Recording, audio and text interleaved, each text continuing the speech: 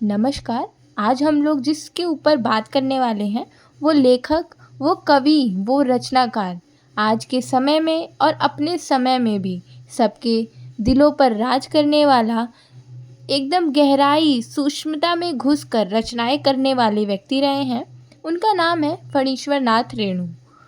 तो आज हम उन्हीं के बहुत बार बार पूछे जाने वाले प्रश्न के ऊपर चर्चा करेंगे। प्रश्न है, रेणु समग्र मानवीय दृष्टिपाठ का प्रतिपाद्य।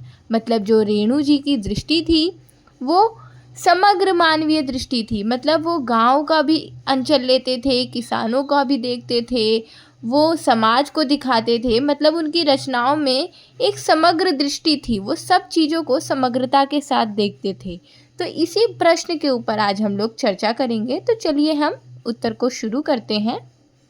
फणीश्वर नाथ रेणु के लेखन में मानवतावाद, समाजवाद और साम्यवाद जैसे विचारों का समावेश है।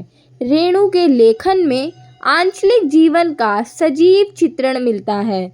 उनके लेखन में मानवतावाद को यथार्थवादी पृष्ठभूमि पर आकार देने का प्रयास किया गया है। रेणु के लेखों में सामाजिक मूल्यों की अवमानना के कारण गांव की सामूहिक विखंडित हो रही है। प्रेम आत्मीयता में बदल रहा है, शांति अशांति में बदल रही है, परंपरागत विश्वास विश्वासहीनता में बदल रहा है और नैतिकता टूट रही है। रेणु के लेखन में किसानों की व्यथा का भी वर्णन मिलता है। रेणु के लेखन में ग्रामीण जीवन के लोकगीतों का भी शानदार प्रयोग किया गया है। ये जो हमने पृष्ठभूमि देखी, प्रस्तावना देखी, इससे हमें क्या बोध होता है? इससे समझ आ रहा है कि जो फणीश्वर नाथ रेणु हैं, उनकी जो दृष्टि है वो समग्रता को समेटती है। हर क्षेत्र में, हर अंचल को वो समेट के अपनी रचनाओं में दिखा रहे हैं। वो छोटी से छोटी, सूक्ष्म से सूक्ष्म विचारधारा, दृष्टि या किसी घटना को, किसी गांव की घटना हो गई, किसी गांव के घर की, गरीब की घटना हो गई, वो अपनी रचनाओं में उखेरते हैं, उसको आकार देते हैं। तो आज का जो हमारा प्रश्न है उसमें यही बात बतानी है कि रेणु की जो दृष्टि है उसमें समग्रता कैसे है, वो इन आंचलिकता को कैसे दिखा पाते हैं, इस सामाजिक जो मूल्य है, मानवतावाद है, इन सबको यथार्थ के साथ कैसे प्रस्तुत कर रहे हैं, इन्होंने क्या क्या दिखाया है, इसी बात को हमें दिखाना है आज की उत्तर में। तो ये हमारा एक सुंदर सा प्रस्तावना तैयार हो गया। अब हम आगे चल के इनके एक एक पॉइंट को समझते हैं। प्रस्तावना के बाद हम पहला बिंदु देखेंगे, ग्रामीण अंचल का चित्रण। मतलब उनकी रचनाओं में ग्रामीण अंचल किस प्रकार दिखता है। गांव जनवार की भाषा में ही अपनी बात लिखने वाले रेणु को हिंदी साहित्य में आंचलिकता को एक महत्वपूर्ण स्थान दिलाने के लिए जाना जाता है। लोकगीत, लोकोक्ति, लोक संस्कृति, लोक भाषा और लोक नायक उनके कथा सारांश के प्रमुख अंग हैं।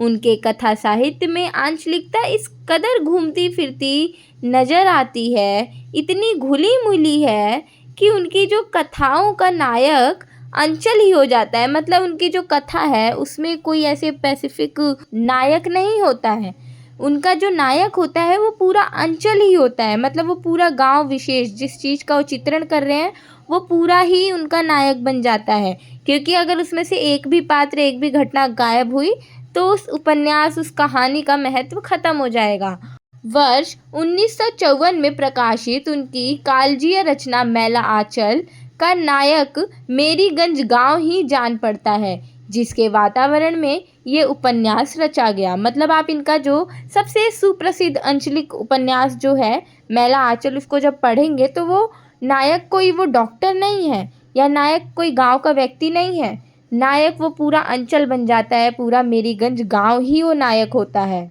तो इस तरीके से हम देख सकते हैं कि इनकी जो रचनाएं हैं, इनकी जो रचना दृष्टि है उसमें किस तरीके से आंचलिकता दिखती है, गांव का परिवेश साफ साफ नजर आता है। दूसरा बिंदु देखेंगे अब हम, सामाजिक समस्याओं पर लेख।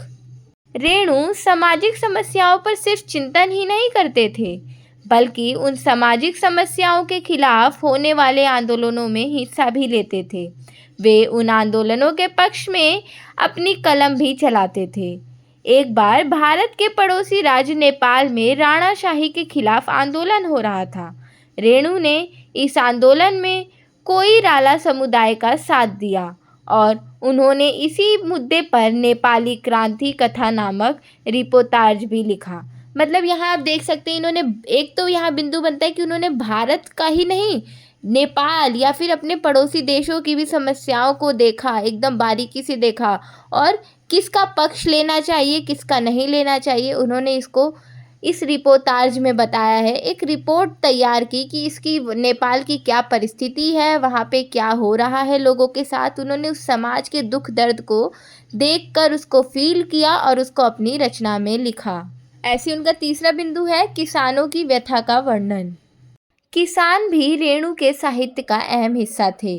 परती परिकथा में उन्होंने किसानों की समस्याओं के साथ ही आंचलिक प्रेम को भी चित्रित किया। वैसे तो इस उपन्यास का नायक परानपुर गांव ही है, फिर भी इस नायक के इर्द गिर्द कुछ महत्वपूर्ण पात्र हैं जिनके माध्यम से न सिर्फ कहानी आगे बढ़ती है बल्कि ग्रामीण समाज की विभिन्न समस्याएं भी सामने आती हैं। इस उपन्यास में मलारी नामक एक दलित महिला है जिसे ऊंची जाति के एक पुरुष समुद्र से प्यार हो जाता है। दोनों शादी भी करते हैं मगर उन्हें शादी करने के बाद गांव छोड़कर जाना पड़ता है। तो यहाँ आप देखिए कि उस सच को दिखाया है, उस यथार्थ को दिखाया है जो समाज में होता है, जो आज के अंचल में फैला हुआ है। मतलब रेणु ने किसानों को भी महत्व दिया है और किसानों के साथ उस अंचल में जो प्रेम है, जो लोगों के अंदर भावनाएं और जो उनके साथ होता है, उस सब बातों का चित्रण बहुत ही मार्मिकता और सूक्ष्म रूप से किया है। तो यहाँ पर आप निष्कर्ष रूप में आप बता सकते हैं कि रेणु की जो रचना दृष्टि है, साहित्य दृष्टि है, वो बहुत ही सम्यक है। उनकी जो साहित्य को लेकर मान्यता है वो यही है कि साहित्य हमारे समाज से जुड़ा हुआ है। हम साहित्य में समाज के दुख दर्द को यथार्थ रूप में व्यक्त कर सकते हैं और साहित्य ही ये माध्यम भी बनता है समाज को बदलने का। क्योंकि अगर हम साहित्य पढ़ेंगे, हम कोई अच्छी किताब पढ़ रहे हैं, कोई अच्छी फिल्म देख रहे हैं या कोई अच्छा न्यूज़ सुन रहे हैं जिससे हमें सकारात्मक विचारधारा मिल रही है, तो हमारे अंदर ज़रूर बदलाव होता है। तो यही बात वो कहना चाह रहे हैं। उनकी दृष्टि में हम देख सकते हैं कि वो उस आंचलिकता को दिखाते हैं साहित्य में, उस सूक्ष्म दृष्टि को अपना के रखते हैं जहाँ तक बाकी रचनाकार नहीं पहुँचे, जहाँ तक बाकी रचनाकारों की दृष्टि नहीं पहुँची, वहाँ पर रेणु जी अपनी दृष्टि लेकर गए और उस सम्यक दृष्टि में सब कुछ उन्होंने समाहित कर दिया और अपनी रचनाओं में छोटी से छोटी आंचलिकता को भी दिखाया है, दर्शाया है बहुत ही अद्भुत तरीके से। तो ये था आज का हमारा उत्तर। आशा करती हूँ वीडियो अच्छी लगी होगी, तो वीडियो को लाइक कर दें, चैनल को सब्सक्राइब कर दें। धन्यवाद।